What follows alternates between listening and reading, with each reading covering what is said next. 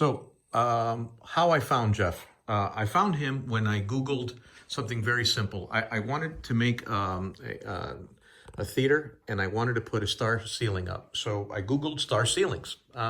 So when I Googled star ceilings, a lot of different options came up, and you never, quite sure where this search is going to bring you, but it brought me to two conflicting thoughts. One was for fiber optic ceilings, and one was for painted surfaces. Now, I'm not exactly sure what each one was, and based on the different threads that I was reading, I was getting more and more confused as time was going on. So the fiber optic was something that was probably the only thing that I was aware of, and more than likely what I was going to go with.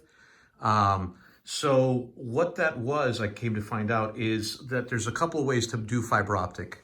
Fiber optic was either you were going to buy panels that were pre-drilled, and you were going to stick these panels in a grid, and they needed a light source behind them, and then this grid was going to be put up with these pre-drilled panels with lights with fiber optics in them. I think more for a commercial application, the residential perhaps, and not very appealing, with the lights on, and really didn't do it for me at all. Another way to do it is you have to have a ceiling above your ceiling, an attic, if you will, and they would drill 1 million holes in your ceiling. And then after they drilled 1 million holes in your ceiling, they would put 1 million fiber optic cables through there, little ones. And then they would have a light source, and the light source, like a huge square flashlight, would shine a beam through these cables, and then you would get the remnant of the light that came through these fiber optic cables. I wasn't thrilled about the idea of having that powerful light source in the attic, and then also I just thought of drilling my ceiling, how it would look,